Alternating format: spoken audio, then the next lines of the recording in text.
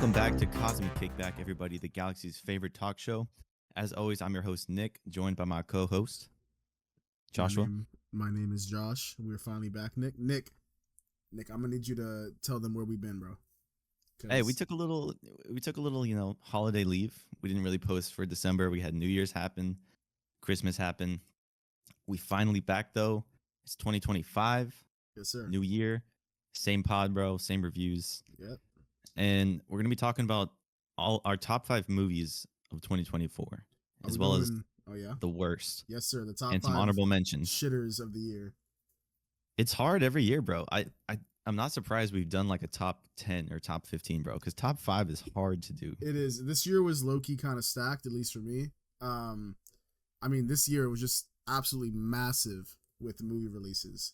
Dude, and you know what else? You want to talk about massive, dude. Low taper fan. Dude, I got a low taper right now. You got one? I mean, bro, the on the is real still though, massive, bro.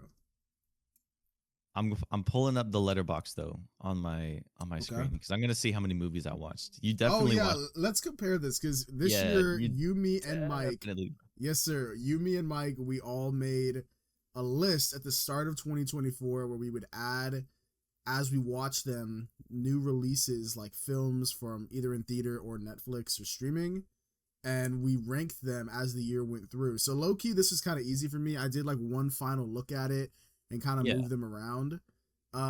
But yeah, I have a feeling that I got more movies in this year than you or Mike. Probably.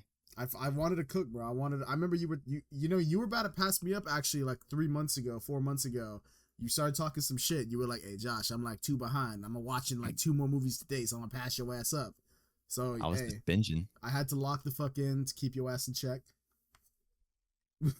But here we are, Nick. So how many movies did you watch this year? All right, on the total of 2024 releases, I could be missing some, but the number I'm seeing is 34. God damn, bro, that's it, dude. I'm gonna say yours is like 45 or 50. Yeah, and that's a lot. I watched 51 on the year.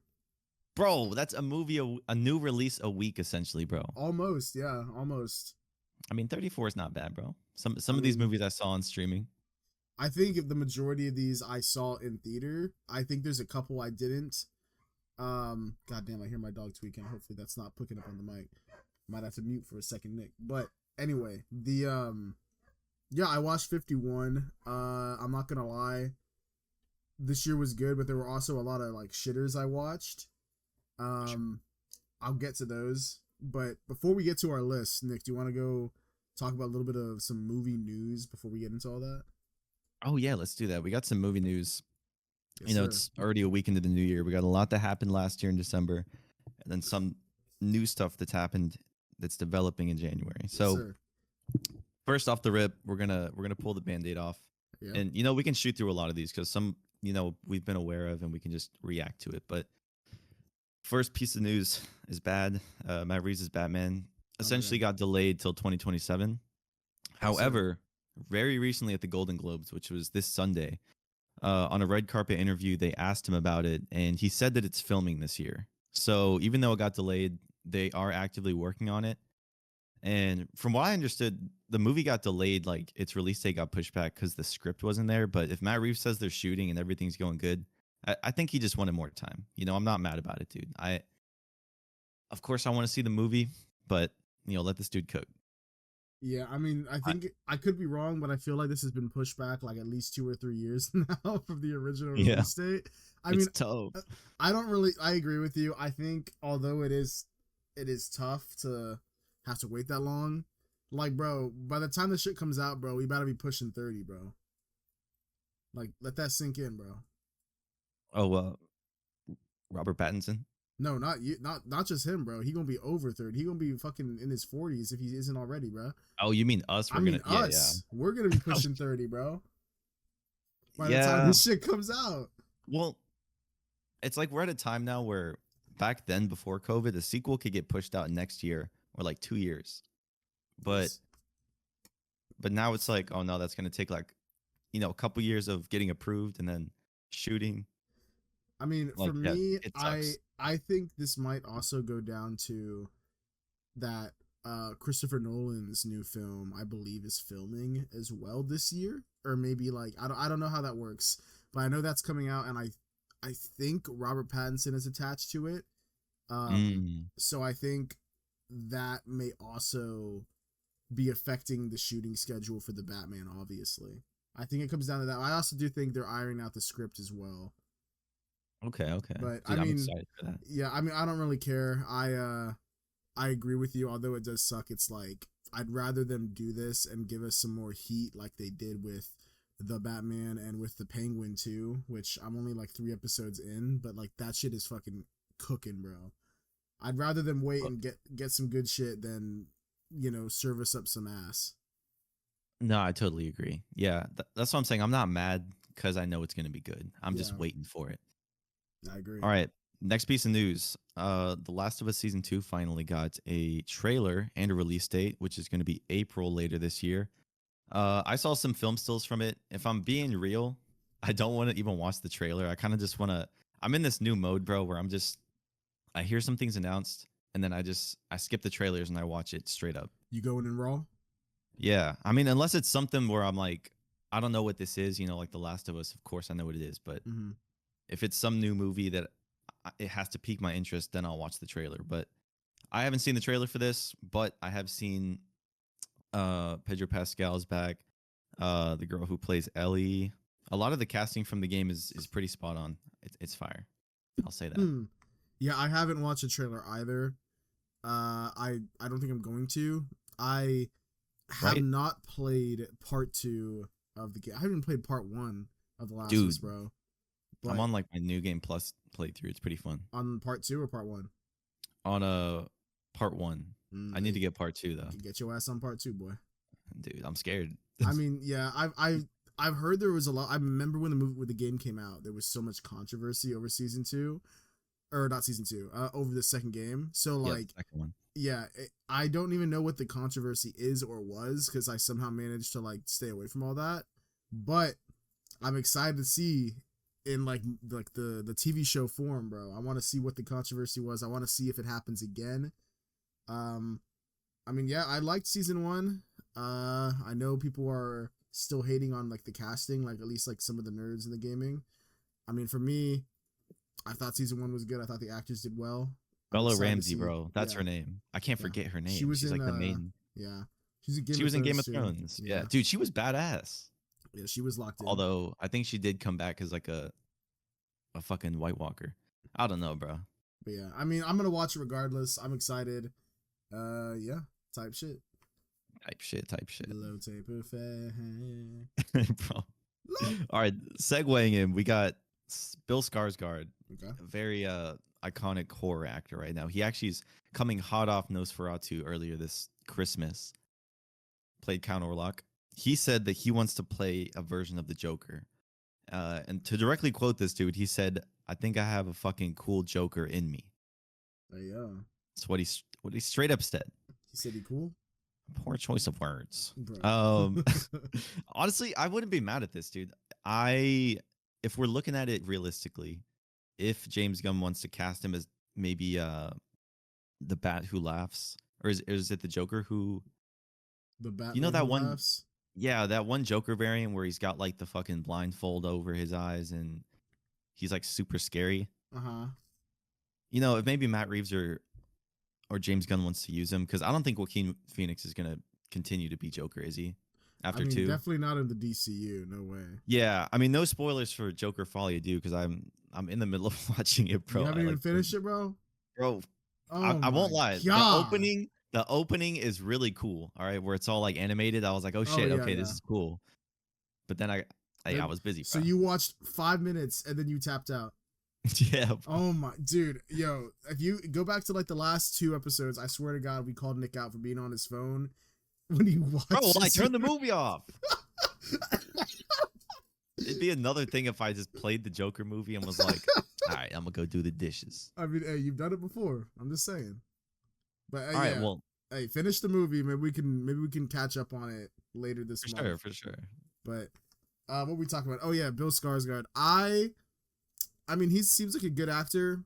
I'd be I'd be open to seeing his interpretation of the Joker. I just don't know what that would look like in the DCU, because like we're still seeing what the DCU is like, you know, like Creature Commandos came out like a couple weeks ago. I've been watching Show that. is so good. You've been watching it? Yes, sir, as you should. Dude, the first or second episode where like Flag Senior's getting like hit on by that princess. Oh yeah. She's like, oh, I need the man. He's like, oh, just stop. This isn't right. My God, bro. Yeah, that's how it be, No, bro. dude, and the animation in that show is really good too. Oh my God, yeah. DC always cooks. Well, bro, they could have just went for like a cookie cutter animation style, but it's actually kind of like there's like details in it. It's almost kind of like anime, like Japanese inspired.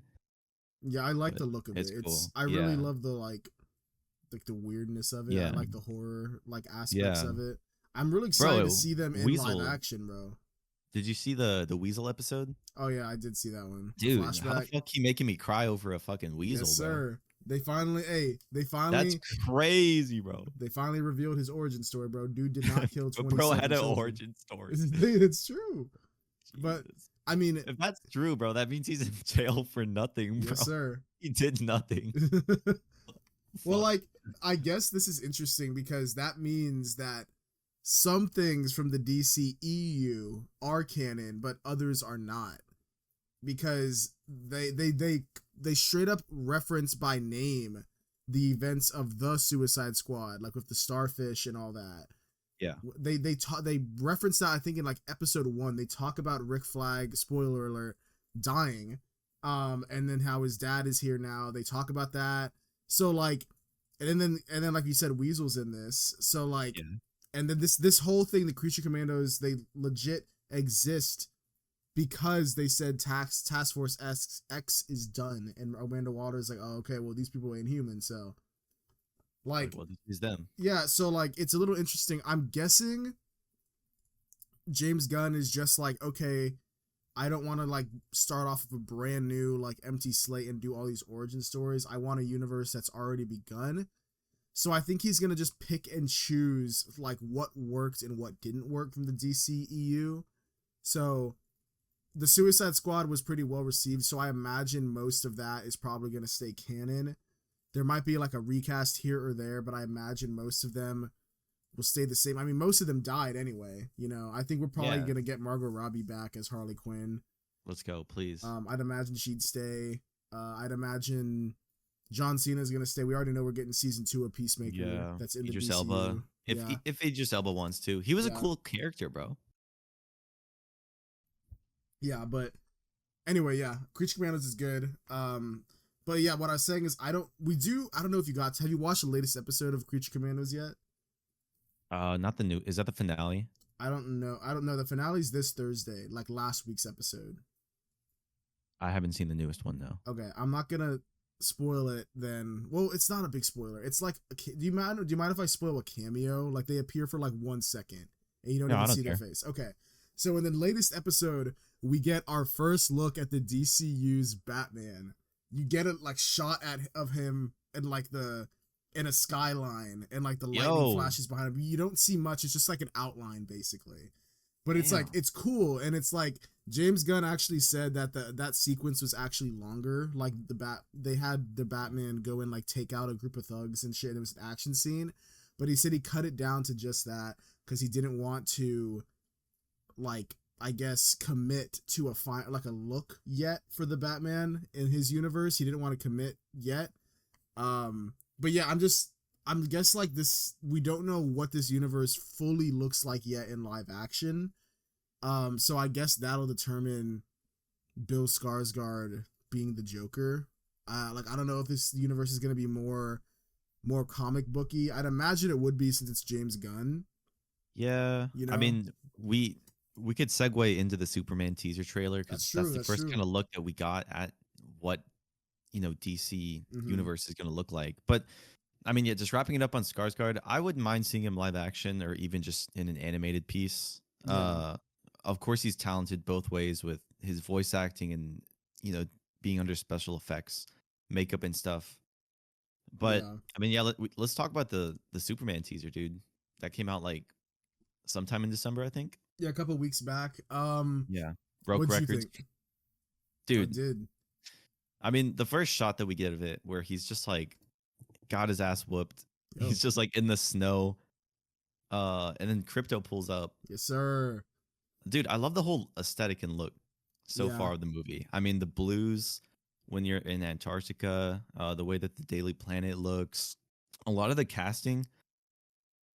Dude, the casting is so spot on because you know when you hear casting news and like concepts for production of a movie, and then you actually see it like on screen, Mm-hmm.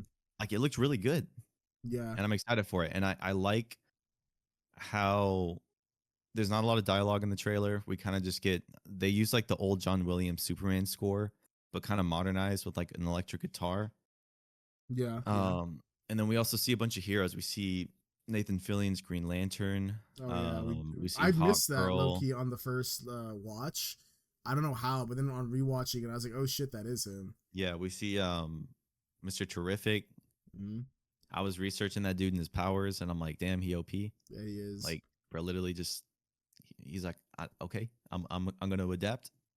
Based on the way Mr. Terrific looks, I just would imagine that James Gunn is going like really comic book accurate in terms of like leaning into the weirdness of the comics, because his look is just like literally just like a fucking black tee on a dude's face. Like that's so it's kind of like when you look at it, I wouldn't blame people for being like, damn bro, like that's a dude's costume, like what the hell.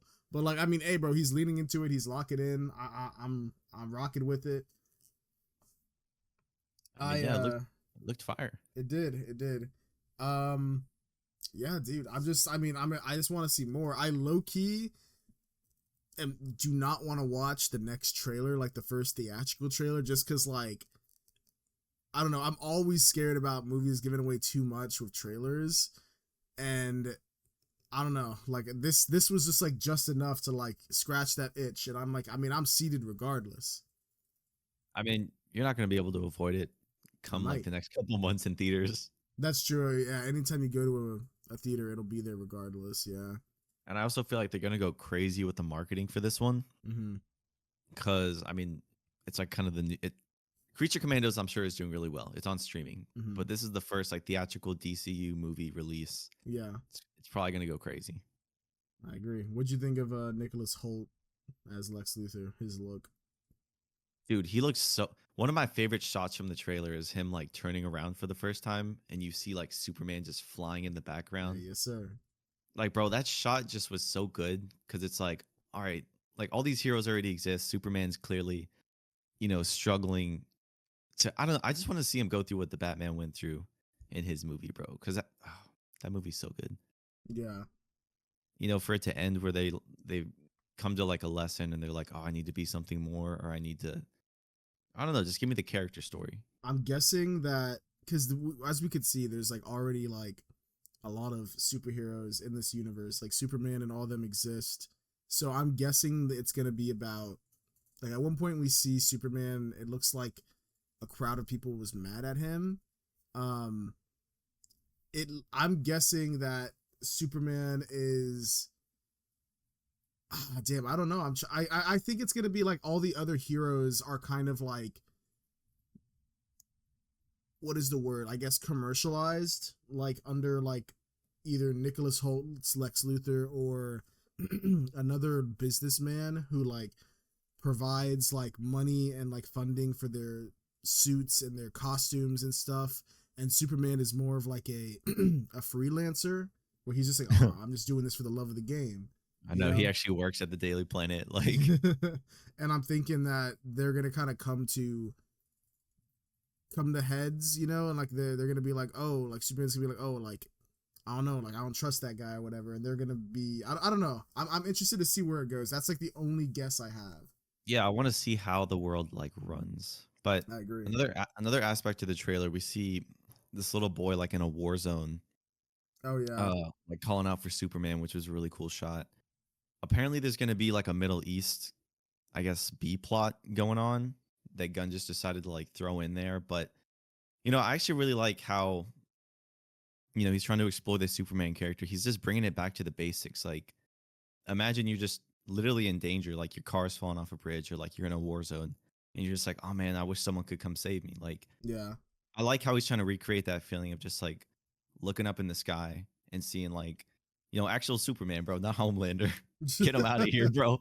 Yeah, honestly, the market has been cool. so oversaturated with like evil Superman like archetypes. Like, not that I don't like Invincible and like Omni Man and Oh not yeah. on Homelander, like those are good, but like we've gotten so much of that. Even in the fucking DCEU, we had the fucking evil Superman like nightmare future that Batman was scared of, and Oh like yeah. there's been so much of it. We got That like was genuinely Injustice. terrifying We though, got dude. we got the Injustice video games, which are good, but like there's just been so much evil Superman.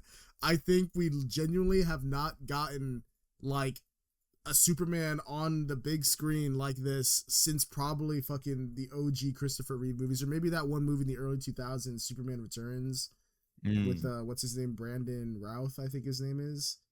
yeah. But yeah, I don't. Anyway, actually, have you ever watched the TV show Superman and Lois? I've heard that is pretty good, a pretty good depiction of Superman. I have not, but I've seen like those YouTube shorts like come up on my Mm-hmm. feed, and I'll stay and watch them, and I'm Yeah, like, damn, like this actually looks quality. I've heard it's like really good. Actually, it's like it just ended actually, like their final season, like within the Yeah. last month or two, and I've heard really good things. I watched the first season when it first came out. So speaking just on that, I mean that shit was like a 9 out of 10 for me. Like that shit was really good. Shit. But anyway, yeah, I'm excited Okay. for this. If we get Superman, which it looks like we are, that is like finally like hopeful and not gloomy. Like, hey, bro, we Yeah, won. We won. dude. There's another shot of this where he puts his entire body as like a shield because I think they're like fighting this kaiju, but Yeah. there's another shot of him saving this girl, and like it's a really another epic shot, dude. Like Yes, if the sir. movie's just filled with more of that, and I feel like it's already got some emotion, then hey, I'm there for it. I also want to know what the hell got Superman beat up so bad, bro. Oh yeah. Like at the very beginning, he got his ass whooped, and There's he's like just like, a he's like crypto, dude, I'm so glad we're seeing crypto, bro. That's so dude. cool. Yeah, I love how James is just. I don't feel like it's feeding into the wackiness of it. Like, oh, Superman has a dog. It's like in this sense, he's a super dog. They gave him a low cape, but Yeah. he can't speak to him and stuff. Like it Well, seems like he's just a normal dog, what I think unless he is has like, cool, is it gonna be like telepathy? I don't know. I don't know what they're gonna do. I'd imagine he would just keep it That'd be so funny. like dog related, like just he just barks and chills. Yeah. Um, what I Bark. like about what I like about James Gunn is he's not ignoring like all the like mythos of like the characters. Like he has everyone at the Daily Planet. Like there, it's not just like Lois Lane. Like there's like Jimmy Olsen is there, who's like Superman's best friend and actually has a way bigger role in the Superman like comics and mythos. But like we haven't seen that really ever. You would only know that if you like watch the animated show or read any of the comics. Like that's the only way you would know. Like the general audience does not know all those people.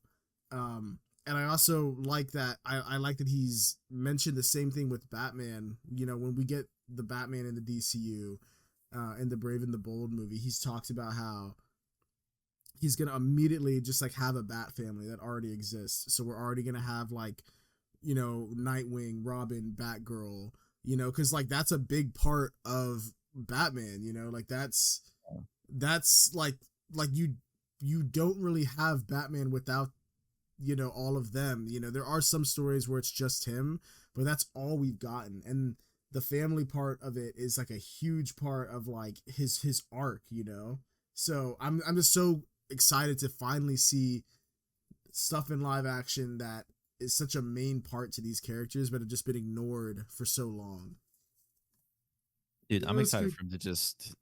Honestly, I'll give him props for writing and directing like the first movie of the Oh DCU. yeah. Like literally such a like Thanos, I'll do it myself moment. I mean, who else would have done it?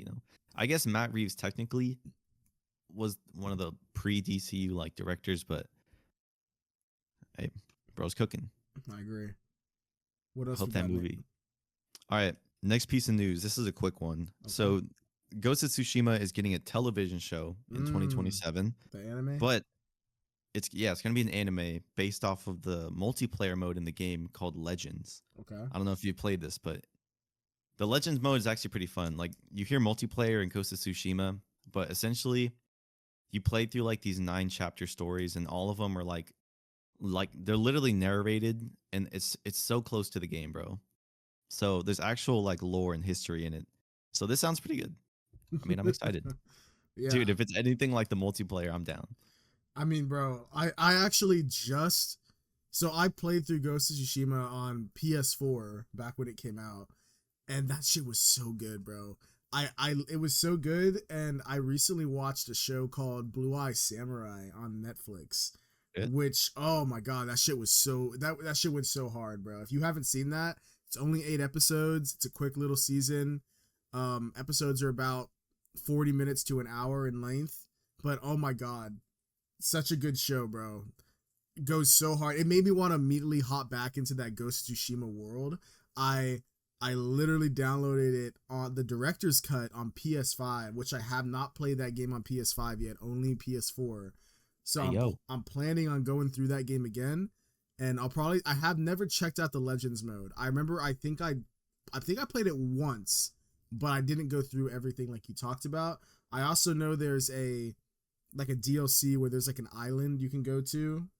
bro, Iki, Yeah, Iki, and I haven't played that. So like I'm excited to get into all that. dude.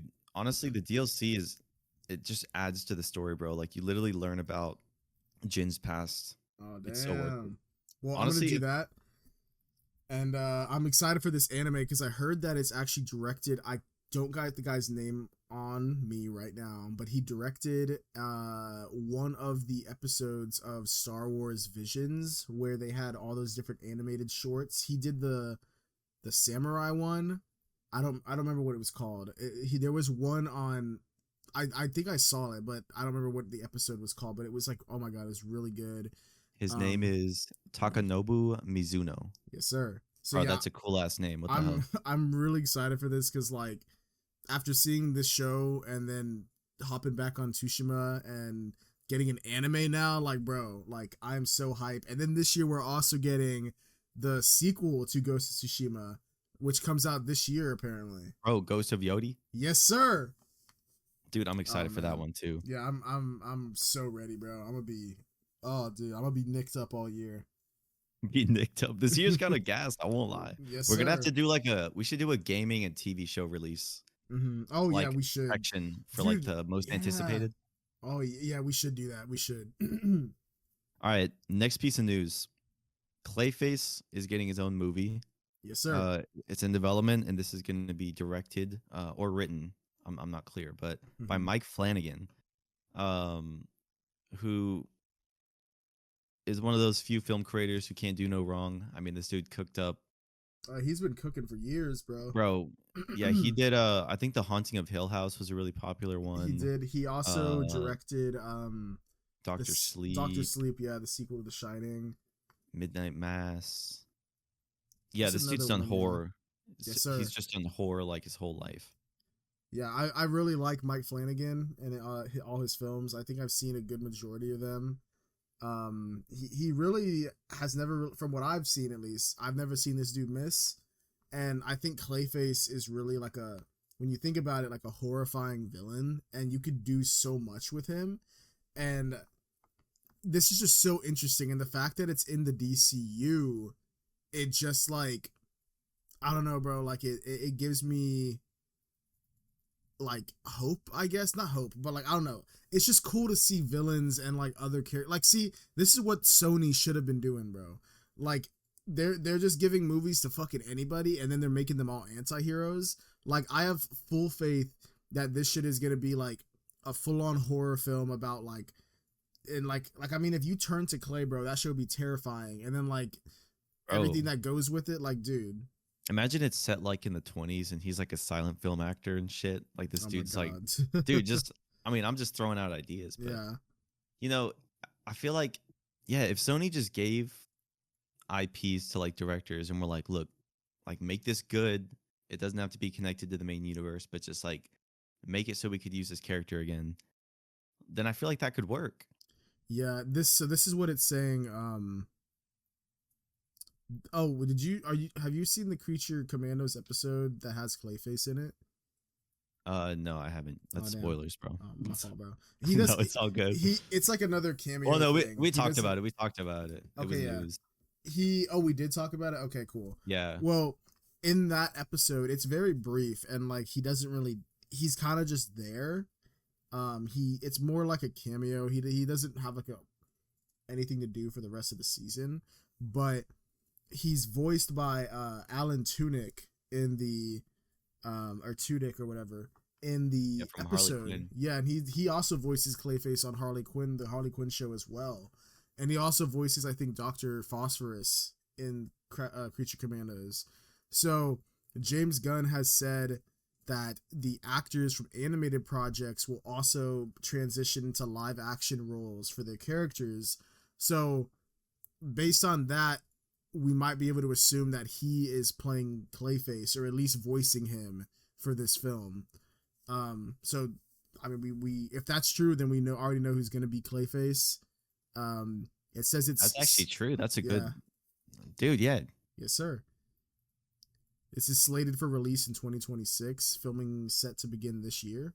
Let's go, I mean, bro. yeah, See, they're on that shit, dude. they are, bro. I'm so excited, man. That's crazy. I wonder how many releases a year like we're gonna get. Dude, what I'm ready for is I remember James Gunn said that he's trying to like not just have, movies and TV shows, but also like animated projects, comics, and even video games.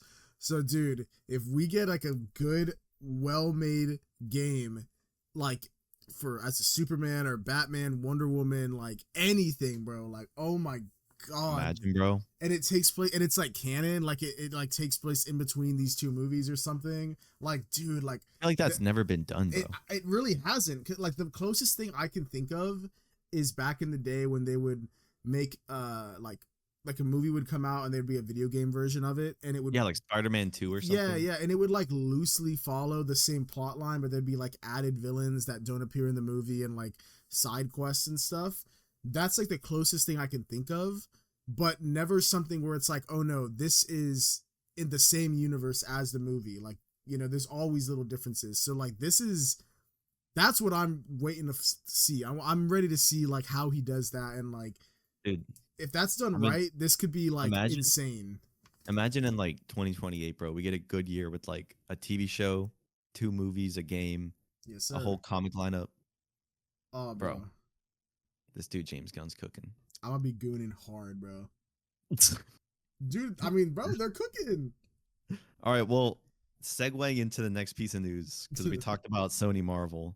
Okay. Their universe has officially died after the Thank huge God. success of Morbius and nothing else dude. able to follow that hype. They just decided to shut it down. Jeez, bro.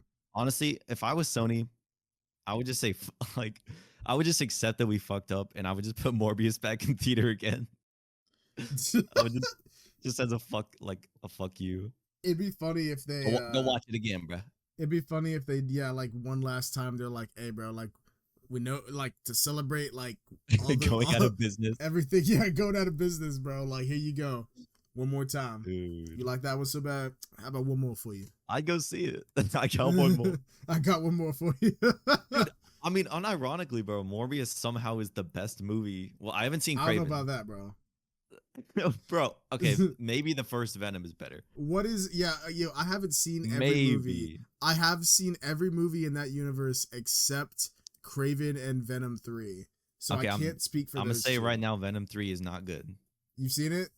It may or may not be in my worst of the year, bro, but bro, Morbius, as stupid as it is, bro, I don't know. Stop. It's like one of those bad good movies. I mean, yeah, it's good because it's so bad, like, but it's not doesn't make it good. Like that shit is still ass. I know there's like straight up plot holes, bro. Like at one point, Morbius launches himself to like a 15-story building rooftop, and then Tyrese Gibson's character just pulls up there. Yeah, he runs up the whole flight of stairs. He's like, oh, I got you. Oh my God! And then also there's an entire plot line that was just edited out where Tyrese Gibson has like a fucking like robotic hand, like I guess he was gonna fight Morbius with his robotic hand, but they never reveal it in the movie. you can tell that something is going on with him when they first introduce his character, because you don't see his hand. It's like covered, or he's wearing a glove or something. But then they never do anything with it. And the only reason why you know is because if you look at behind the scenes like images, he's got like a whole prosthetic what he's wearing on his hand, and the whole thing got cut out, bro. Like, it's just, oh my god, insane, absolutely insane. Thank God this is done. Okay, I'm not gonna defend it, but if they edited that part in that he had a crazy hand, I could maybe buy that he got to the fucking rooftop super fast. Exactly. Like, yeah, I'd be like, oh shit, he's like, is he a fucking biohuman or some shit? Yeah, like they could have done something, but they just cut the whole thing out. And they I wish, bro, that they had like focus groups in like random cities across America. So like when they make these movies, we could just like sit in one and be like, hold up. Dude, honestly, let I us wish cook. they did that, because if they had me in there, I would have said like, dude, y'all might as well not release this, man. Like this shit is beyond saving, man. Like, who would watch this in theaters? Not me, bro. Not me. Dude, yeah, like, dude, what's great? Oh man, I hope they sell this shit back to Marvel at this point, because damn, bro, like, I mean, having like 6 misses in a row, however many movies are in this shit, is fucking crazy. I don't know how they made 3 Venom movies, dude. Like, I really don't understand. I know some people like the first one, but the second one is 3 Venom movies and nothing happens, bro. They literally brought him into Spider-Man's universe. A whole rights feud happened, and then literally brought him back on screen. Like, Jesus. Yes, bro. Yes, sir. He just pulled up for just to stand there, bro. Chill at a bar. I feel like, yeah, it's so dumb. Hey, and you see some of that, bro, in Venom 3, bro. I'm telling you. I still gotta see that. When that comes to streaming, I'll watch that and I'll update my 2024 watched list. Whenever that comes to streaming, whenever Craven does too, because at this point I'm pretty sure both of those are out of theaters, and they're not bringing them hoes back 100%. Bro, we need to review the whole Sony verse. Oh my god. Actually, Nick, based on what you've seen in the Sony verse, what was the best film? Like, what really was the best one? Like, not joking, Morbius, or not joking, like, actually, what was the one that it's right. like, okay, like, this one's actually okay? The one that started off strong, bro, is Madam Web. No, I'm just kidding. Dude, the casting was there. That one is so weird. Like, no, I'm just kidding. I feel like the first Venom, clearly, bro, because like Tom Hardy was still good looking. You know, like, I just feel like it was funny too, like seeing him interact with the symbiote. Yeah. And it was still kind of at a time where it was 2018, I think. So it was like Infinity War. So the hope of it crossing over with Spider-Man was still there. But of course, everything else happens. They had a bunch of other movies. I didn't like Carnage either. Yeah, that shit was I remember watching it in the theater. And you know that Homelander clip where he's just like, oh yeah, just staring. I was just like, this is fucking garbage, bro. I was like, this is cringe. Like, when he was like, let there be I was like, hey, oh yes, my. Sir. I literally cringed, bro. Almost walked out, but I think I was with y'all, so I didn't walk out. Oh, dude. I might have been on a date. I don't know. Goddamn. Yeah, I think the first Venom is probably the one that if you had to pick one, like, yeah, like, that's probably the best one. The best one. They started on a high. Yeah, and it's just gone downhill since the first one that they did that did semi decently. Jeez. Anyway, good riddance, bro. Don't rest in good peace. Riddance. I mean, dude, if they just sold back to Marvel, they probably could have made more money.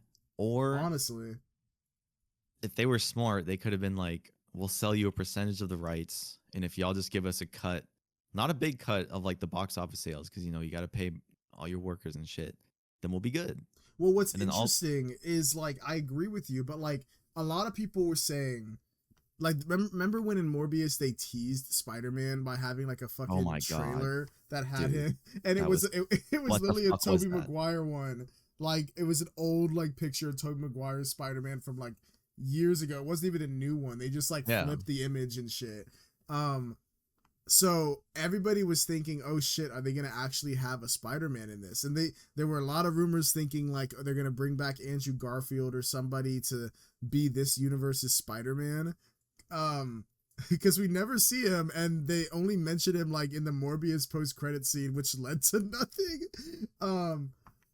Oh god. Jesus. But what's interesting is I read this somewhere recently that now that the universe is dying, they've revealed that everyone was assuming that the reason why Spider-Man never showed up is because there was a deal with Marvel Studios that said they could not use Spider-Man since they were using him. But I saw that they said that's not even true. They could have used Spider-Man from what they're saying. They're like, oh no, like, that's not true. Like, we had full access to Spider-Man. We could have put him in. We just didn't want to. So it's like, so Well, what the fuck are you stupid. doing? Like, what was the point of all of this then? You just blue balled your audience for 4 movies? What was the point of all of this if, like, that motherfucker never pulls up? He's even, like, I do not understand. I don't know who the fuck they got running the Sony Spider-Man universe over there, but all of those dudes need to get fucking fired immediately because they don't know what the fuck is going on, man. Oh my, it's actually, Jesus. like, baffling hearing that.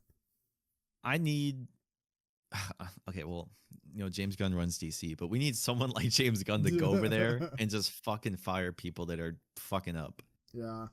I need Dakota Johnson back, Sydney Sweeney back, oiled up, and ready for Madam Web 2.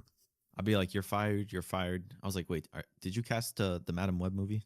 Okay, yeah, you're good, you're staying. See, the casting is good. It's just like the entire script and like the editing and the acting Bro, and the directing. even the like, cast after the movie was like, yeah, I did that just for some money. Like, even the they were admitting it was trash. Bro, the whole ADR like villain plot, like they couldn't. Oh my god! I wonder what the original plot line was, because clearly there was a fuck ton of post-production changes where they were like, oh man, like, let's just change the entirety of our villains like reason for going after them, and we're gonna have to ADR like 90% of your lines. Like, what happened? What was the change and why? God, man, baffling. I don't know. Yeah, we shouldn't even talk about it. I would be really interested in like a documentary that just talks about all of this and like how bad it was and what the original plans were. Like, that would actually interest me. Yeah. Well, you know, dude, like that's the only good thing we can get out of this. Yeah, I feel like as bad as that all that shit was, like, yeah, it'd be interesting to see like the behind the scenes, to be like, damn, like what really went on? For real. Like what happened for it to happen like this? I don't know. God, bro. That would be interesting. But well, rest in shit. I spit on your grave. The best, I'll say this, the best casted movie is Madam Web. The best overall is Venom. And then my guilty pleasure is Morbius. All right. Dude, we're smoking that Sony Spider-Man universe Sony movie pack. Yes, what's that meme where it's like what's his name, dude? It's like the dude doing the peace sign over the grave. I don't know. Grant Gustin. Yeah. Yeah, bro. Literally. That's funny, The Flash.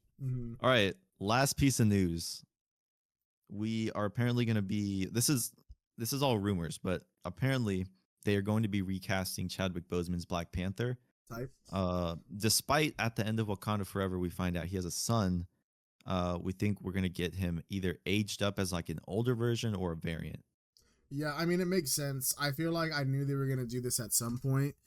I agree. I didn't expect it so soon, but yeah, I mean, soon. It doesn't make sense. I was going to say it makes sense given, I mean, honestly, if we're being real, I mean, they could still save it. I don't know what they're cooking up with the next Avengers movies, you know. I will say the next Captain America looks good. Fantastic Four is coming out this year, so they know I'm excited still. I still have hope, but I will say that, and it's not really their fault. You know, there's been some issues outside of the movies that have caused issues, but like this, this last arc, the multiversal arc, has not been as good as the Infinity War one, and I think it's just because like they've had to like shift gears and like where the story's going like 2 or 3 times due to like factors outside. But given that, knowing it's still going to be probably multiversal and they're going to like bring in heroes from other movies and other universes and shit, it makes sense that they would maybe bring in like another Black Panther, and then maybe that Black Panther, the universes merge at the end, and that that brings in the X-Men and maybe like brings in any other characters that need to be recasted, or bring in characters that are from actors that are beginning to age out of the role. Like, I don't know. So it makes sense, but I mean, yeah, I guess. I mean, I'm cool with it, I guess, you know? Yeah, I'm cool with it too. I feel like, yeah, it sucked they've had to shift gears in the multiversal stage so much with Jonathan Majors, Yeah. with the reception of some movies like Love and Thunder, and then of course, Chadwick Boseman passing away in 2020. Yeah. I feel like maybe what Black Panther 2 should have been was just either Black Panther dying at the hands of some like villain, so it kind of like hits them hard. But he dies of some illness, so it's kind of more, oh shit, you couldn't really do anything about it. Which I Yeah. get why they went that route.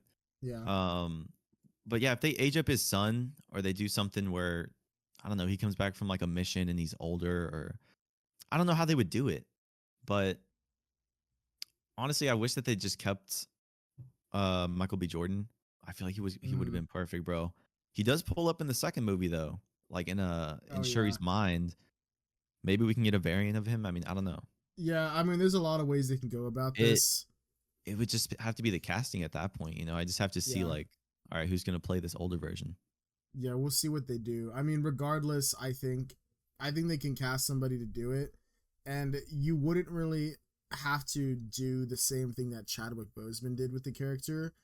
Like if it's a different, multiversal variant, or again, if it's his son aged up.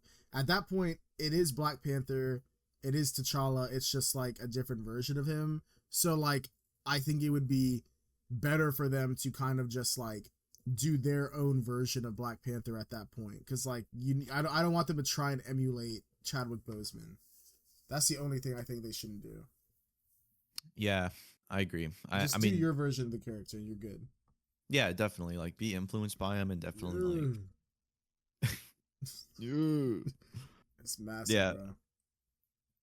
I mean, that was a massive amount of news, bro. It was. But not as massive as Low. Taper Fade. All right, Nick, and that brings us to the main course. The main course, he said. Yes, sir. All right, dude, let's go over the top 5 of 2024.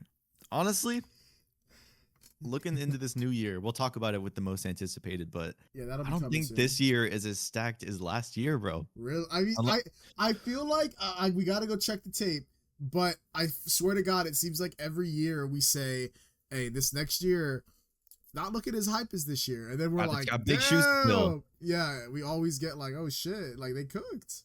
I mean, I won't lie. Superman alone is keeping me going, bro. That is true, and Look we're getting up. Fantastic Four too. Dude, that caught me off guard. I thought that was coming out later, but Boy, this year, boy.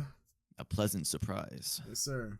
I'm excited for that as well. Actually, motherfucker, when are we gonna get a trailer, Kevin Feige? We need. Well, dude, the people that go to Comic-Con in San Diego get the sneak peeks and shit, right? Yeah, yeah. And they don't release a trailer probably 4 to 5 months out. It comes out in July, right? Yes, sir. We're gonna get Bro, one he's probably. gotten to the end of the month, bro.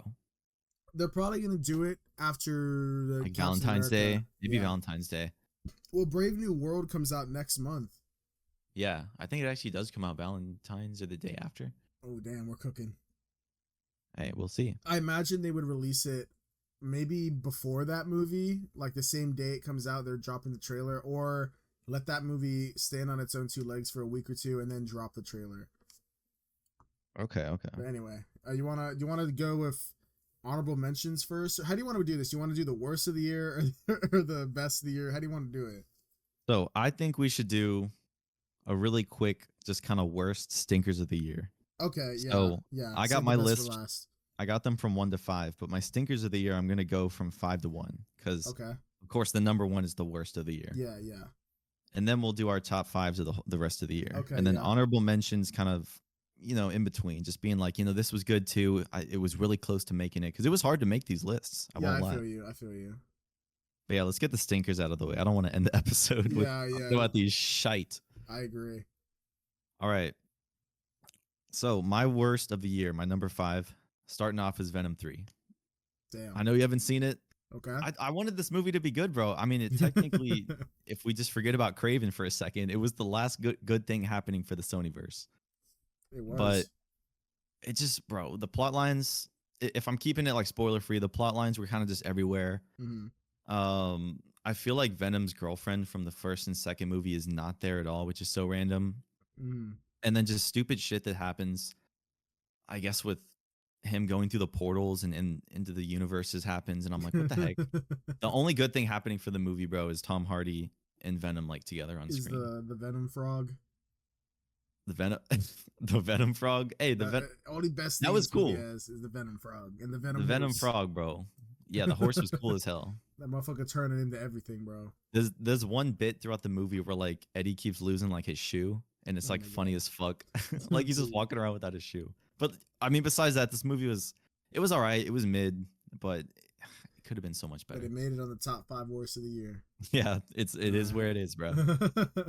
Okay, well, before I get into my 5, I actually want to put in some honorable mentions because I saw a lot of movies this year, so I saw a lot of shitters. So I gotta give some honorable mentions. You know, you were bad. You might, you were dog, but you might have been a little bit good. So anyway, these are my honorable mentions. First and foremost, I gotta give it up to Mike's favorite, Red One. This did not make my top 5. I considered putting it in there, but like I genuinely don't think I could because there were just some really bad movies this year. Like Red One was bad, but it wasn't like unwatchable. And my top 5 are borderline unwatchable.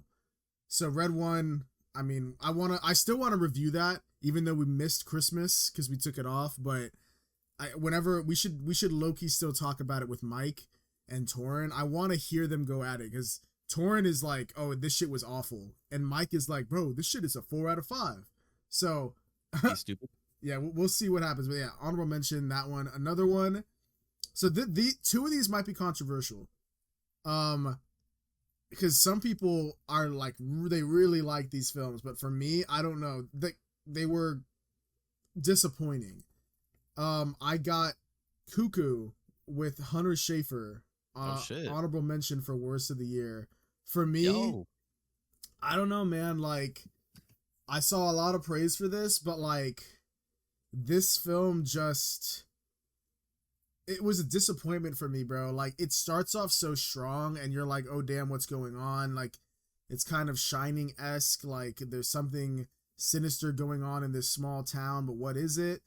But like, it just seems like it didn't know what to do, and by the end, it just felt like flat for me, and it's I don't know, man. It just like the only like plus for me was like visually, like it was pretty good, but I gave this like a 2 out of 5 on Letterboxd. And then my other one, I'm putting these two were just disappointments. That's why they're on the honorable mentions. Okay. Love Lies Bleeding. I mean, we talked about this. We reviewed this. I was so disappointed with this. I gave it a 2 out of 5. I left a long ass. I mean, you want to go see what we thought on it? We have another episode. Yeah. Go We'll link watch the that. episode. Yeah, but it was just disappointing for me. I know some people liked it, but like I just couldn't get into it. It was disappointing. That's all I really say. I don't want to take up too much time on these, but anyway, one more honorable mention. Garfield movie. That shit sucks. Oh shit, that came out that last year. Yeah, this shit is ass. This movie is only let's see, what is this? 101 minutes? That's like an hour and a half. Bro, paid a ticket for Garfield. No, it's an hour. No, I watched this on streaming. I'm not paying for this shit. Okay. This is an hour and 41 minutes long. The fucking movie could have been 30 minutes. Dude, they stretched this plot to the brink, man. This thing is so boring. It is an hour 40. This shit feels like 2.5 hours, but close to 3. This shit is ass. Like, get it out, bro. Hold up, bro. Is Odie in it though? Odie is in it. Odie's the main character. Oh.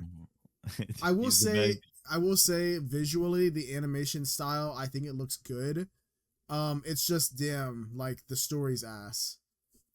Anyway, time to go into the actual top 5. Those are all honorable mentions. My number 5, this was close. It was a toss up between 2. But it was a toss up between the movie Imaginary and the movie Night Swim because they were both awful. But making the list, which one you number picking? 5 is Night Swim. This shit sucked. I gave this a 1 out of 5. What does my review say? I don't even remember this. This movie's only 90 minutes, so it's an hour and a half. But again, this shit felt like it was way over 3 hours. Dude, it felt like Oppenheimer. Yes, it did.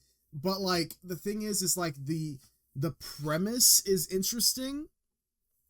Like there's a haunted pool or something, but like it's an interesting idea for a short film, and there are like, you know, interesting parts that are visually scary, or like the idea of it is scary, but it's just the same shit over and over, and like it's just so bad. Like they don't go anywhere with it. It's really bad. Like this shit. Let's go for a swim. This shit should not have came out, man. Awful. Number 5. Well, we ain't watching all that. Well, so surprisingly, you brought up Red One. That is my number 4. Oh shit, Nick. I'm not gonna lie. If Mike's listening, bro, honestly, I would swap Red One and Venom. They're kind of switchable. Damn, so Red depending One the holiday. was worse than Venom, bro. Holy. No. I said you can switch them. Like Okay. they're kind of exchangeable. You know, Venom 3 is a summer movie. Red One's clearly a Christmas movie. But I don't know. This movie was funny and it had a lot going for it until just like the story went on, and I'm like, what is The Rock doing, bro? And then when you hear that this movie was 350 million and The Rock took home maybe 50 million, Yep. and then the rest just went to the slop of the movie, like it's like, what the fuck? Like, I don't know. It's like, what the hell are they doing with the money, bro? Because there are movies. I'm trying to think. Like maybe they do like 10 or 15 million for the budget, and they go crazy at the Oscars and stuff. It's just like too much money can hurt a movie. Don't get me wrong, Red One is funny, but I'm probably only gonna watch it once. I mean, maybe twice, bro. No, I won't I'm never lie. watching this shit again, bro. I won't lie. The Krampus plot line where they're playing slap boxing and shit is hilarious. I'd watch a whole movie on that. I don't know, bro. For me, that shit just dragged. Like that scene in particular, I remember like struggling to keep my eyes open. And it is my turn. Anyway, yeah, that's. I mean, I'm glad it made one of our worst of the year's list, because I almost put it in, but I feel just like it's fitting. It's fitting. I mean, yeah, I just saw so many movies this year that I saw a lot of bad movies. You know. Anyway, What do you got? my number 4 is The Strangers Chapter 1. Oh, This God. movie, oh my god. If you thought Night Swim was bad, honestly, this makes Red One look like a masterpiece. This film it's insane. This is a prequel to the horror film The Strangers, which came out in 2008, and it actually is like a cult classic for a lot of people. A lot of people like this film, give it about an 8 out of 10. A lot of people give it a 7 or 8, you know. Cult classic status. This film is awful. It's crazy that this actually got released. It's awful, man. They're making a trilogy of prequels to this film. They all were filmed back to back to back. They're calling The Strangers Chapter 1, Chapter 2, and Chapter 3.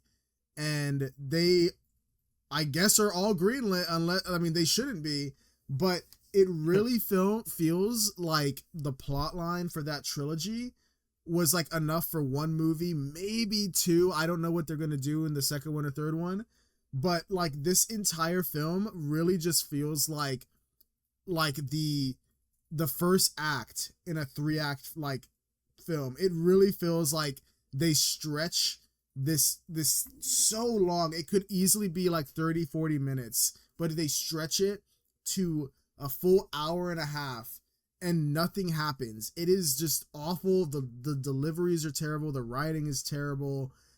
It's just every like horror film like trope you can think of is in it, and it's done terribly. It's not even done good. Like this shit sucks, man. Like I genuinely have, I don't know, man. It's hard to find any sort of like redeeming factor in this. It's just like cliche the film. Like it sucks, man. It's just the worst. Yeah, it's awful. That's crazy. They're gonna make so many, dude. Yeah, and they're already coming out, bro. And oh my god, and there's like a post-credit scene that just sucks. Like it sucks, bro. Oh my god. I'm putting together a team. No. It's the dude from the Strangers group. I'm putting together a group. Man. Yeah, god. Jeez. All right. Well, moving on. My number 3. and I didn't want to put this here, bro, but Ooh. Kung Fu Panda 4. What? I'm not gonna lie, it was kind of boring, dude. I Like haven't we seen it. see, okay, so essentially, Poe is training the next Dragon Warrior, which Mhm. in theory sounds like a really good movie. Like he's passing the torch on, you know, he's letting go of the mantle he's had for like the past trilogy of movies. Yeah. But he gets like sidelined in so many goofy ways in the movie. And the only good thing I guess is Tai Lung comes back. So it's cool to see his character, but it just didn't work for me, bro. I don't know. It was very much of a kids movie. The Furious 5 is also not in it, which also felt very out of place. But Where'd they go? dude, I got no idea. I guess they weren't in the budget. I don't know. I swear, I'm not joking. They pull up at the very end. Oh hell yeah! It. Yeah, like, well, dude, because the Furious 5 is like Jackie Chan, Angelina Jolie, Yes, Seth sir. Rogen. Like, it's a bunch of fucking A-listers. They're like, oh, we can't afford them again, bro. Yeah. I guess. I don't know. I mean, the movie was fun. Like, I had fun watching it, but I'm like, damn. Like, I would put this on for like a 5-year-old. I don't want to watch it. The reason why I didn't see it is because I don't think I ever saw Kung Fu Panda 3. I've seen the first 2. Yeah. I was like, oh man, I gotta watch this, see this, and I didn't care enough to catch up. But hey, it sounds like I ain't missing much. Bro, I don't give a shit. All right, Nick, my number 3. It's crazy, bro. Like, I keep thinking like these past movies are bad, but like, damn, it just keeps getting worse. Number 3 is Taro. I think I talked to you about this. You heard of Taro? Is this the one with Ned? This is the one of Ned. Yes, sir. We got what's his name? Jacob Batalon, I think is his name. Ned from Homecoming and the Spider-Man films. This film, I'm watching porn. Oh my god, yeah. This film this film sucks. I gave this shit a 1 out of 5, but it is worse than The Strangers Part 1. Like, at least with The Strangers Part 1, like, there were some moments, I guess, he's defending it? There were some moments of suspense, even though they were, like, ass. This movie is just so, like, uninspired. It really feels like... corny? It's corny. Oh, my God, yeah. It's corny as fuck. And it feels like... I mean, okay, I'll give it this. Excuse me. It feels like somebody... Whoever edited this, or I don't know, somebody was like, God damn, this shit sucks. This is gonna do awful. Let's try and fix it in the editing process and just like cut it down to the bone so we can get it over with as soon as possible. Because this this film has so like almost nothing in it. The moment that like a new plot line is like introduced, it's almost immediately resolved or just immediately done with. Like every like there's almost no build up with any of like the scary scenes, and when there is, it's just done and then you forget about it, and then they cut back to it like 40 minutes later and you're like, oh shit, yeah, that did happen, I forgot about it because it happened for 30 seconds. Like, characters are introduced and like this film is like missing the entire like, I don't know, like first part of the movie, you know, where they introduce all the main characters, you learn who is who, like the interactions they have, and you begin to care about the characters for certain reasons. Oh my god, yeah. They cut all of that out. This film starts and it really feels like someone skipped like 20 minutes into the film, and then like that's where you got there late. Like that's really what it feels like, because you walk in and the characters are like, they're introduced and immediately they're like doing a tarot reading, and it's just like, oh damn, like we're getting right into it, but like I don't know who the fuck they are. So when people are making jokes and like comments at each other about their tarot readings, I don't know what the fuck that means. Like I don't know, like am I supposed to care? Is that a good thing? Who is this guy? Like it's so bad. The only good thing about it is that it's a short ass runtime. That's all it has going for it. Dog shit. Damn. There you go. I ripped into that thing. Cream it. Nick. Quit that moving. Hey. All right. Well, my number 2 is not surprisingly Ricky Stenicki. Oh damn, Nick. This movie, I mean, don't get me wrong, I love John Cena, like Zac Efron. It just kind of was mid. I mean, it was beyond mid. It was just like, damn, that was really a waste of time. And I feel like it's trying to recreate those 2000 like comedies. Yeah.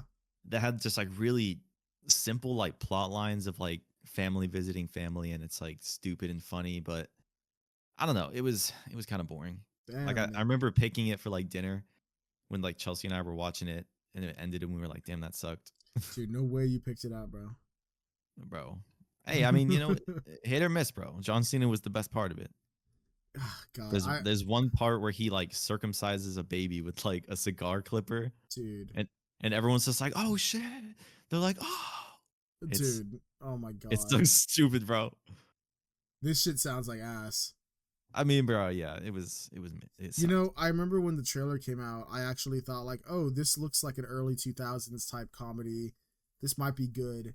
Yeah. And then I just heard everyone say it was awful, and I was well, like, it's funny damn. as hell because like Cena plays like at a strip club, but what he does is like he dresses up as like different celebrities. Yeah.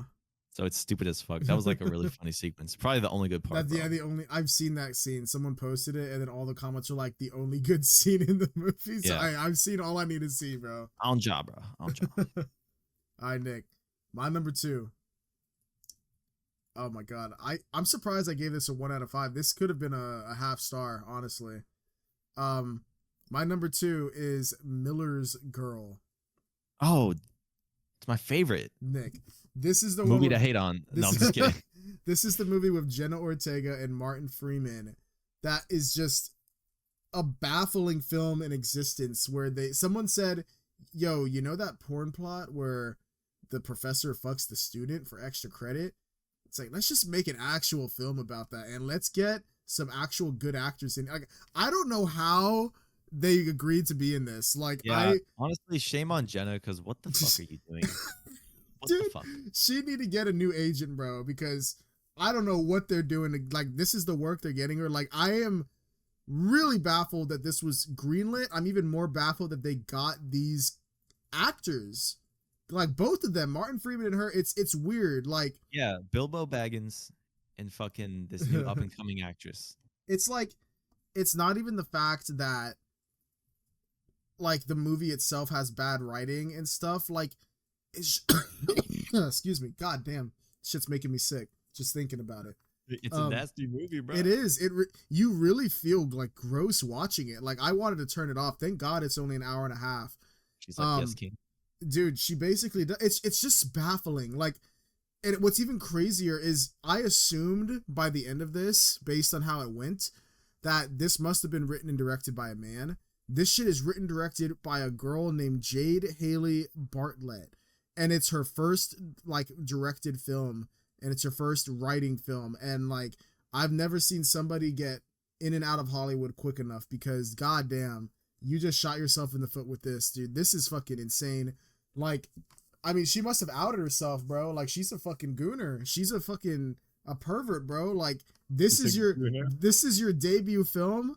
Like, oh my God. Like, what is wrong, dude? Like, it's just weird. It's some help. This film is weird. I would not recommend watching it. Yeah, that's I don't even want to say any more on it, bro. Dude. Second worst film of the year. I just feel how awkward it is between the actors, because then they got to go like red carpets and shit.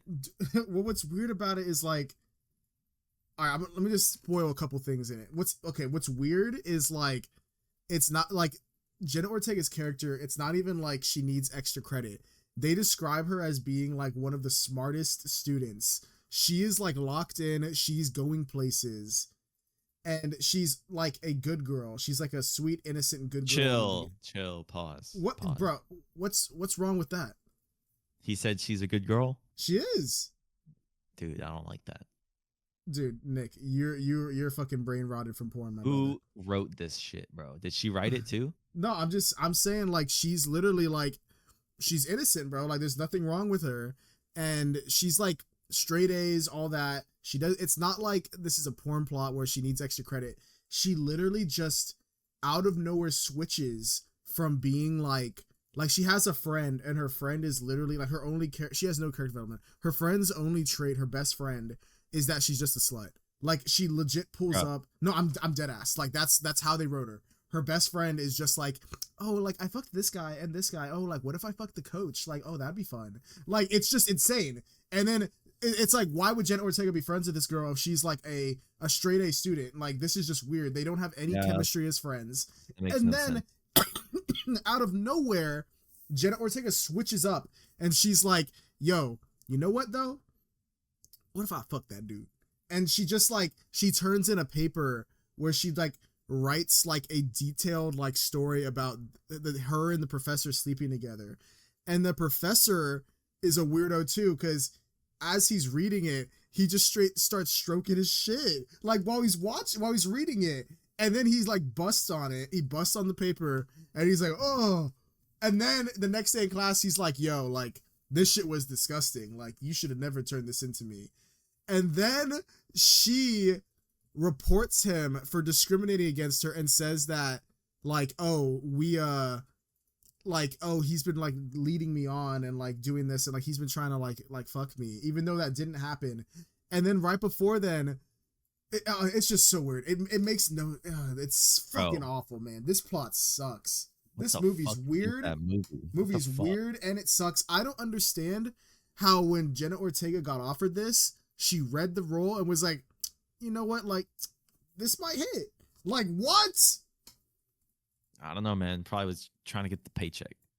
Honestly, that's the only explanation, man. Well, if I'd seen that movie, this probably would have made my number one, but it didn't. I agree. This was almost my number one. Keep in mind, that's my number two. Dude, well, this is my worst movie of the year right now. All right, let's see it.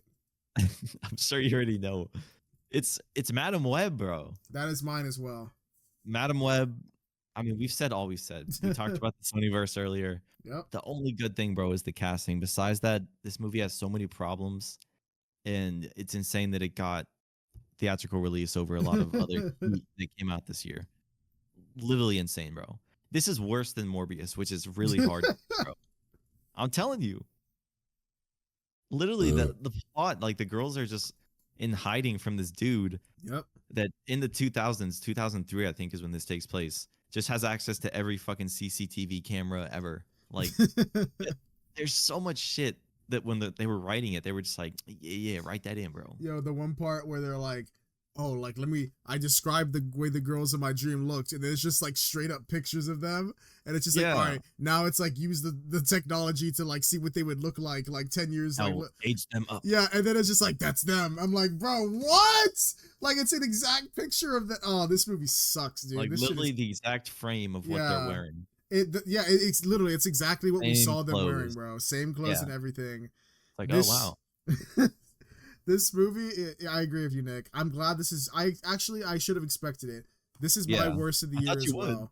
Yeah, this movie's just so unwatchable, bro. Well, it's not even like the way, like the plot and that shit. Like that's bad on its own, but it's like the post production of this. Like it's just like no one cared because the editing is awful.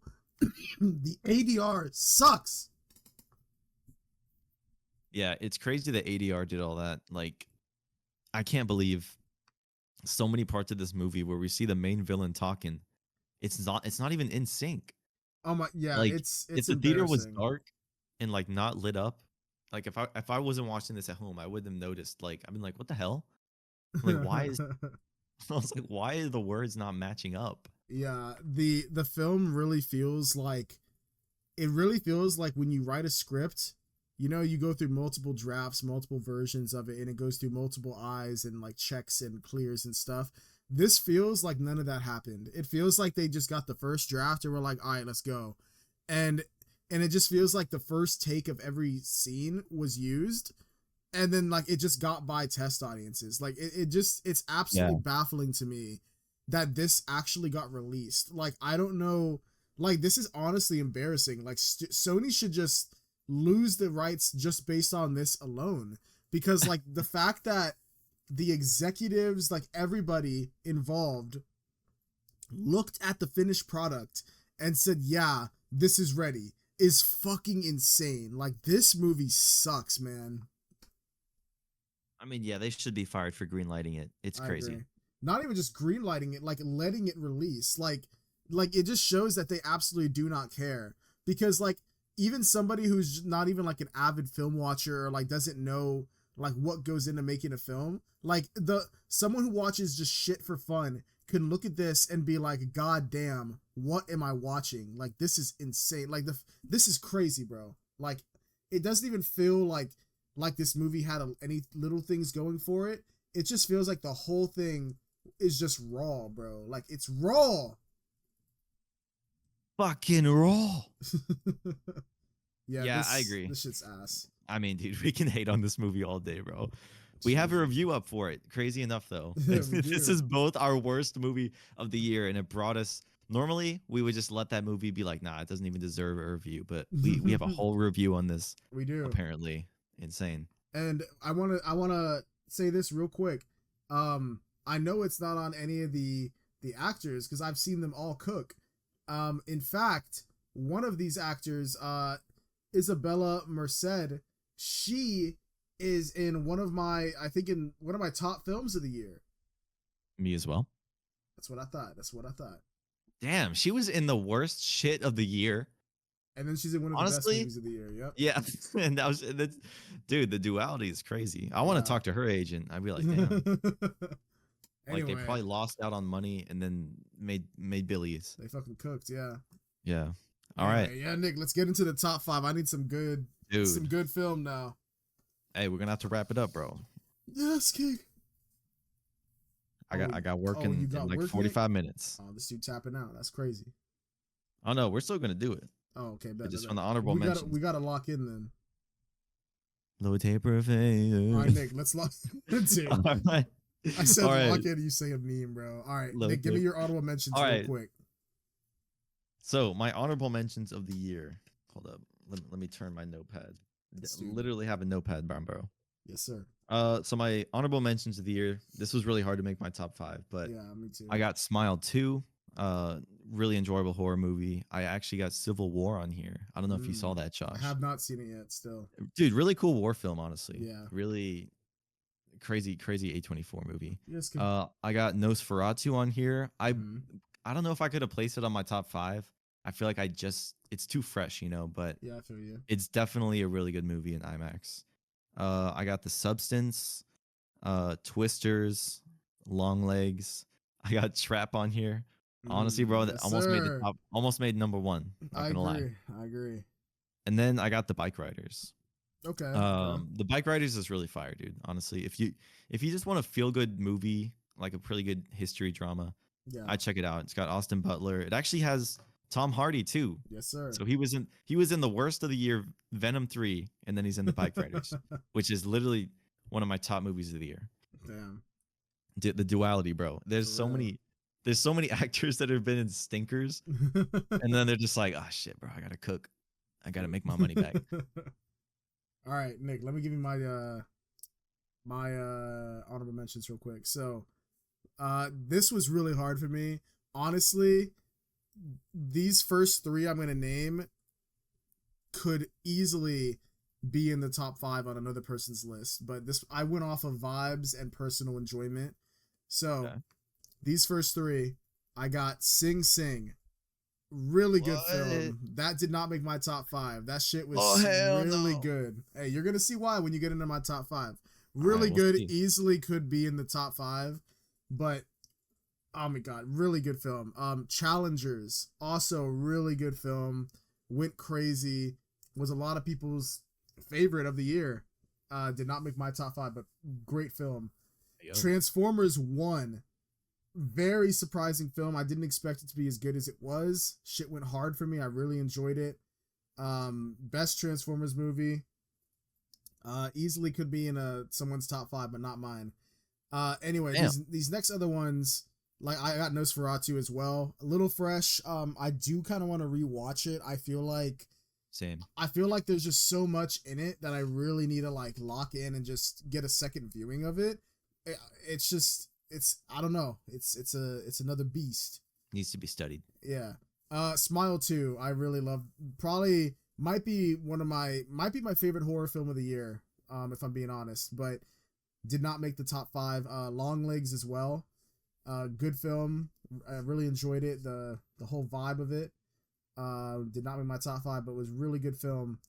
Rapid fire. These aren't close to like the top 10, but these were just good films I enjoyed. They might not be perfect, but I personally liked them. Heretic. My Old Ass, Aubrey Plaza film. The Fall Guy. Oh yeah. Strange Darling was a really good film. And honestly, I just saw Wicked. Wicked was actually pretty good. What? Wicked was good. That's in my put it in my honorable mentions. I just saw it. Sing me one song from Wicked, bro. Sing me a bar. Oh, bro. She says, what does she say? At the end of the movie? At the end of the movie, she's like, defy gravity. Oh. Bro. Yo. Anyway. Damn, bro. My throat is fucked. Monkey Man. I really liked Monkey Man. Ooh, good pick. Really liked it. I'll throw mine on there. Easily could have been in someone's top 5 or top 10. But just this year was stacked. Anyway, I named a lot of films. All of those are good. Let's get into the top 5s. Dude, I feel like I know what your shit is now. I'm like looking at my list. I like named all of them, and you're like, hold up. But you saw 51 films, and I saw did like see 51. 30, I saw like 34, 35. Yeah, see, you don't know, bro. You don't know. You got some sleepers. You could probably guess. I bet like 4 of my films if you tried to. Well, I already know one of them for sure. Maybe 2. Yeah. All right. Do you want to go first with your 5? Okay. Number 5, Alien Romulus. This film I just really liked. I was switching back and forth between this and like Sing Sing and Challengers, Transformers 1, even Smile 2. I was like, I really liked Smile 2, but I don't know, bro. For me, like just the sheer like it just, to me, it felt like there was so much creativity with like the different scenes and how they had to like navigate the ship and like get by all of the like aliens and the face huggers. Like it just felt like a breath of fresh air for me. Like I really liked this film and its creativity and the absolute like shock of terror in the last 10 minutes out of nowhere. Like, oh my god, really good film. Hey, I agree. Yes, sir. It may or may not be on my top 5. Ooh, word. And like we said, this film also has Isabella Merced in this film, and she was also in Madam Web. So, shout out. Hey, she definitely, dude, I swear this movie definitely did numbers. It did. And it actually, I think, boosted or definitely greenlit like a Predator movie. Yeah. And apparently they're going to do a new Alien versus Predator film. I'm excited. Dude, I'm excited for that too. All right, my number 5. I got The Wild Robot. See? I haven't seen that. This movie is really good, bro. It's really cute. Yeah, I've heard a lot of it. It has Lupita Nyong'o's in this.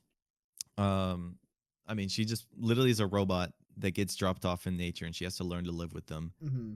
And the animation it's DreamWorks, so it's done really well. And yeah, I love the whole movie, dude. I remember going like to just go. I think I saw this by myself for sure because I think Chelsea was busy, and I was like, I'll just go see a movie by myself, and like it was a good experience, dude. Yeah. And it's actually based on like a book, and so I have the book, so I'm reading it. I don't know if they'll maybe make like a sequel or something, but super solid film. I definitely recommend it to anybody. You'll cry, bro. Yeah, that's a film I really need to see soon because I know it's on a lot of people's top 10 for the year. Yeah, dude, the animation is it's so cool, dude. Yeah, I bet. My number 4. This was my number 1 at one point during the year. Then it was my number 2, and just now, before, it was sitting at my number 2 for the entirety of the year until just now when I did one final. I felt in the heart. This was at my number 2 and it dropped to 4 right before we started filming. At number 4, I got Deadpool and Wolverine. Yo. This film, I mean, we talked about it before. This was like a really fun film. I really liked it. It's basically like exactly what I wanted, getting Deadpool in the MCU. It just feels crazy that we got to this moment, Like this film really felt like it was like a film for like fans of the old Fox X-Men. And, I've seen all those. watched a lot of them growing up, and then also fans of the MCU. Like this was just like it's like a film for the fans. You know, it goes hard. It's cool. It's not like the best like film ever made or anything, but like this, I had to put like a nerd pick in here, bro, because this shit went hard. Yeah, I agree. This movie definitely was like a big event for Marvel. Like almost kind of like a comeback, bro. Yeah, yes, sir. Hey, they were on the downfall for a bit. All right, going into my number 4. I mean, I'll just bring it up because you already said it. Alien Romulus. I love this movie. I love horror. Like you said, I mean, the last 10 minutes go crazy. And we had a really long review about this. Yeah. I love the effects. I like Kaylee Spaney and David Johnson, who plays like the synthetic. I mean, yeah, just overall super solid horror movie. Fede Alvarez really brought it. I like the use of practical effects in this as well. I hope that was something that's done more. That's yeah, true. That's my number 4. Damn, good pick. Good pick. I agree.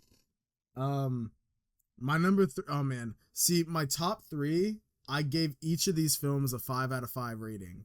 These were my only 5 out of 5s for the whole year. I only gave it to 3 films.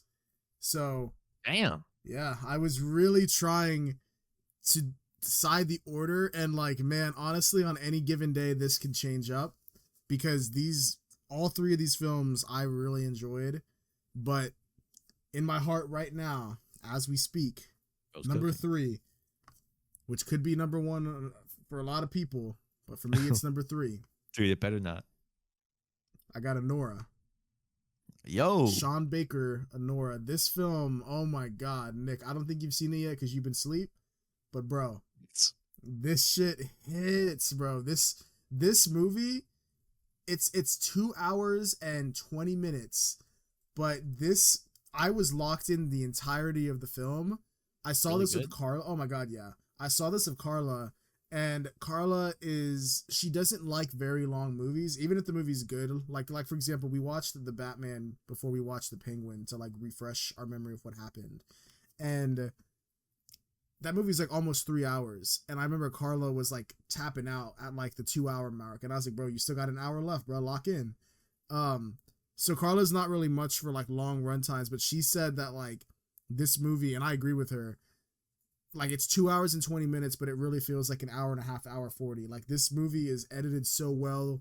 It's just constantly has you locked in. You're like, it really feels like you're dropping into these characters' lives, and they all feel like real people.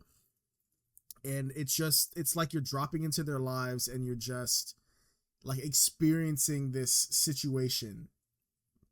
And it's really good. Oh my God, the performances, it's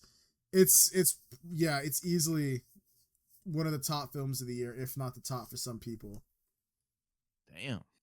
Bro said it constantly has you locked in. It does, bro. I don't know. I gotta check it out. I gotta check it out. Your ass been tapping out, bro. Hey, I've heard good things about that though. Time for your ass to lock in. All right, well, on my number 3, I mean, you just brought this up. It's funny, our lists are kind of jumbled up. Deadpool and Wolverine. Type. This movie was just a lot of fun, dude. It was. Seeing these 2 characters feels unreal, and I feel like if you went back like 10 or 6 years and just told someone like, bro, like Deadpool and Wolverine are gonna have a movie, I'd be like, no way. So to see it happen is really fun.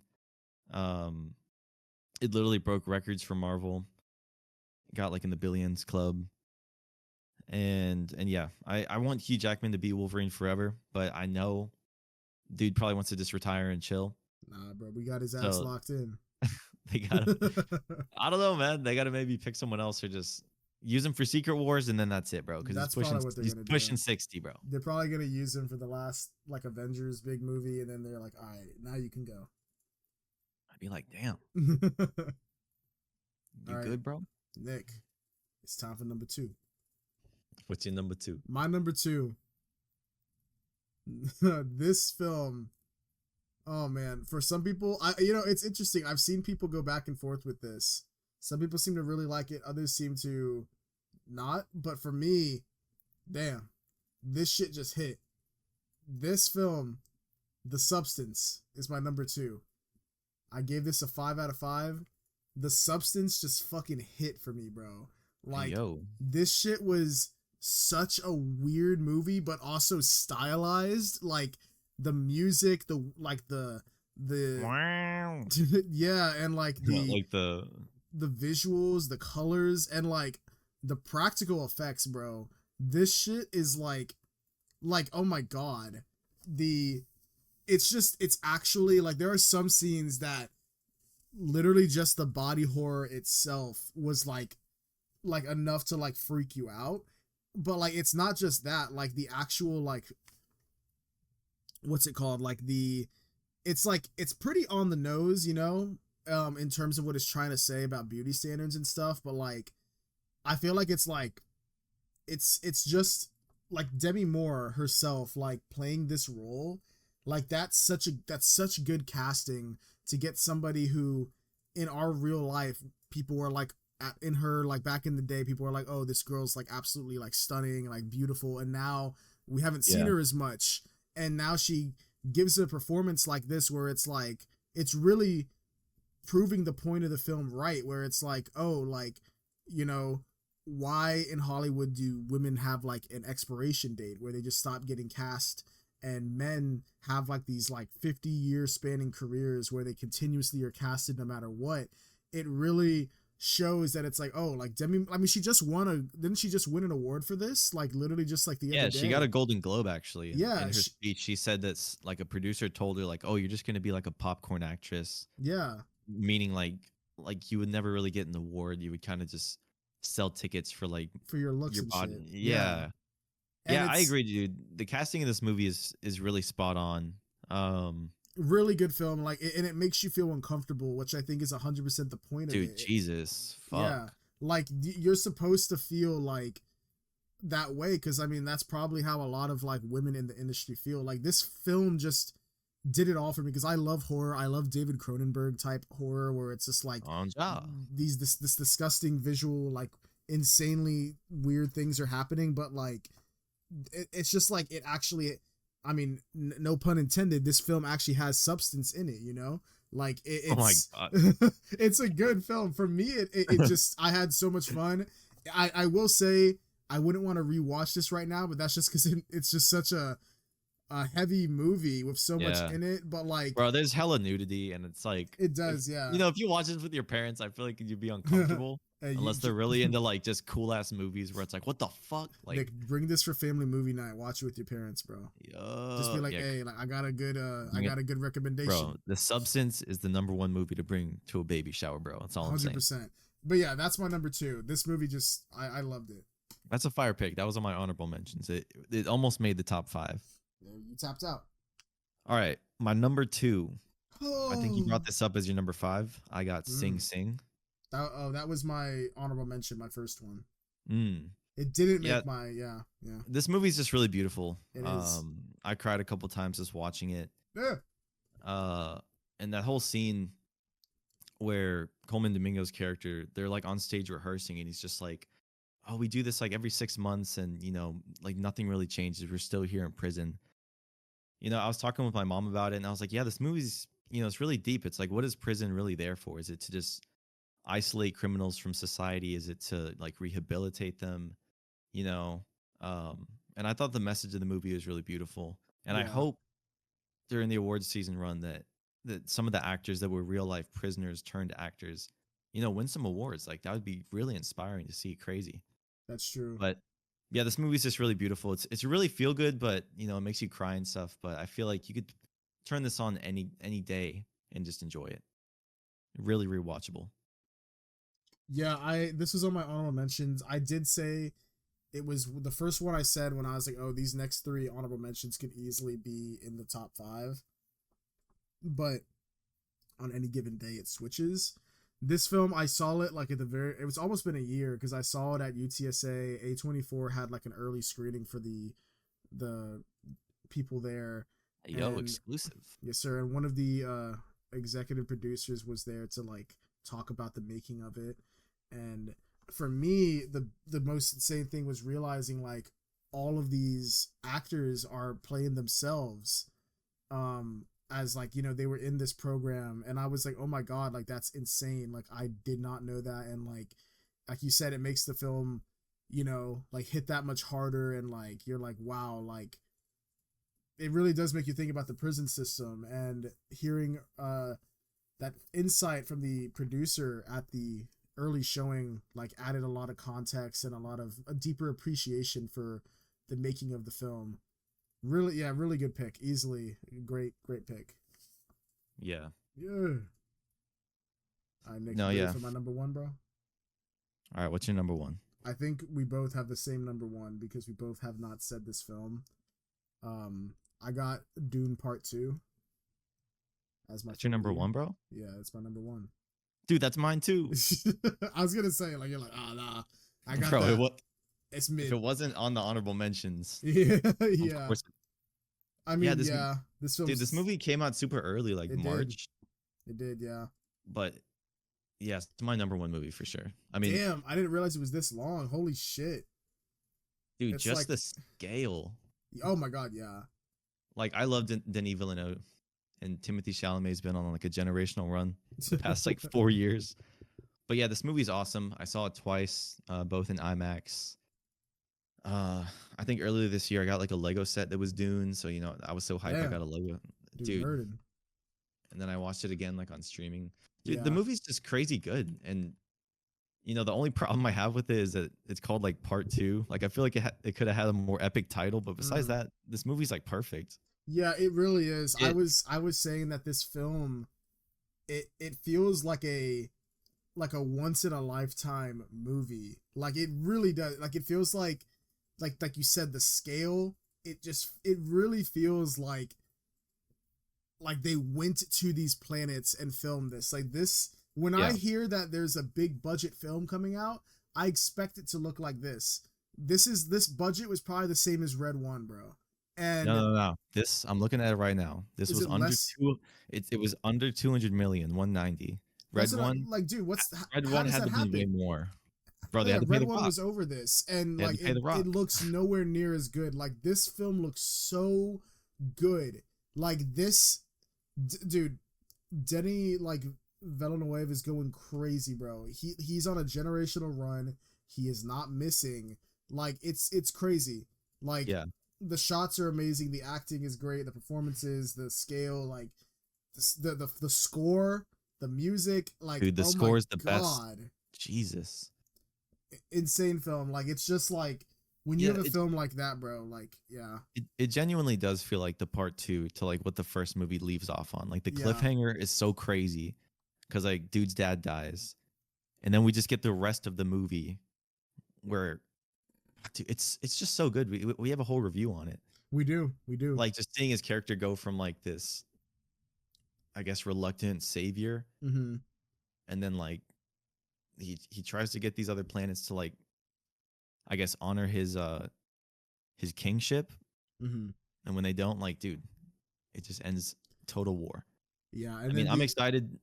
Messiah's coming out in 2 years, I think, right? 27 or 26. I believe so. It's usually about 2 years. I believe it starts filming this year, or maybe. No, I'm mistaken. I think Denny said he's writing it. Like he's kind of been chilling for a bit. Yeah. I mean, bro, like this feels like our generation's like Star Wars. Like it's like a it's just crazy, dude. It's bro. almost 3 hours long. It's like 2 hours and 50 minutes. It does not feel like that, bro. Yeah, I was looking at the runtime just now, and I was like, damn, I watched this, but that shit did not feel like that at all. That's the longest film I think I watched this year, but when I think back on it, I'm like, wow, like I remember like just locking in, bro, and like that thing just breezing by because I was just so intensely gripped, no pause. Whoa. From the beginning, bro. Bro, gripped. Dude, I mean, the popcorn bucket, dude, don't even get me started. Oh my God, that was a whole thing, bro. I mean, bro, this shit. Jesus. Great film. Easily number one. Like, I don't think, once I saw it, I was like, yeah, this is probably not gonna get overshadowed, bro. Dude, this came out in March. Saw it twice, and I was like, this is my film of the year. Like the rest of the year, I don't think anything else coming out is really gonna top it. I think even with the most anticipated, I said this was my most anticipated. Damn. So it's like, you know, I was almost just waiting for this to come out. Yeah, it's like I said, like we both said, like a generational film, bro. Like if you haven't started watching these and you haven't jumped on it yet, like please, for the third one, which might be the end of the trilogy, most likely, You definitely should. you definitely Sometimes should watch these two and then be ready to see that in theaters, because there's no other experience this year that has had me like I was in that theater. Like I swear, gripped. bro, I was gripped, oiled, and gooned to completion by the end of the film. No taper fame. I was locked in the whole movie. I mean, dude, the movie's just massive. Sometimes, dude, shut up.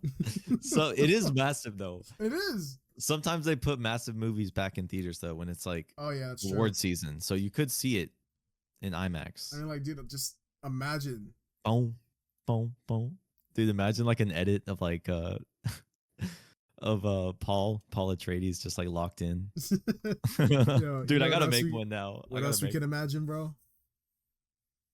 Have him saying it in like what do they speak, like Fremen? Oh yeah. I'm not a blue sea. Just bro, imagine if Paul Atreides got low taper fade though, bro. Dude, his whole cut would be fucked up. Anyway, that's the top 5. Shout out 2024. Get that Nick locked in. Get that Nick locked in. I mean, yeah, those were the best films. It's crazy. We agreed on I feel like last year, your top film was maybe Oppenheimer, but mine was. I think it was, yeah. Across the Spider-Verse. Yeah, there was more differences last year. I know. Ours was pretty. Our top 5 was kind of the same, just mixed around. Yeah. We're gonna have to. I want to hear Mike's whenever Mike gets back from his vacation on a different episode. He's in Disney World right now. Oh my god, bro! Disney adult, bro. Yeah, for real. But anyway, Nick, you got to get to work. Got to get that money. No. Clock your way. Clock your way. All right. Well, listen. Thanks for listening, everybody. Yes, we're gonna be posting more episodes in January. We got the most anticipated coming. We'll also talk about, I guess, who passed away next year or last year because we didn't have time to honor them. My bad. And then we're gonna review Red One. Honestly. Yeah, we got to get Mike on there for that. See what I want to see this dude, Mike and Torin. Got a guest, bro, and we're just gonna let him go at it. Yeah, I agree. Pause. But make sure to follow us at Cosmic Kickback on Instagram. Follow us on Twitter/X. You can follow the subreddit. We got a Discord. Make sure to subscribe and like because we do live streams on here. We might do Marvel Rivals if we get good at it. Yeah, I mean, if you get good at it. Yeah, you're right. Yeah. I'm trash, bro. I'm new, bro. I'm new to this. But yeah, definitely stay tuned. And just thanks for listening. Another year, Cosmic Kickback. Yes, sir. We're gonna be right back at it for the new year. We got a lot of heat coming out next year. And let us know in the comments what your top films of the year were. What was your number 1? Do you agree with the list? Do you disagree? What was the worst film of the year? Put in the comments. Madam Web, bro. We agree. Yeah, for real. Anyway. It's trash. Anyway, we'll see y'all in the next episode, and goodbye. Low taper favor.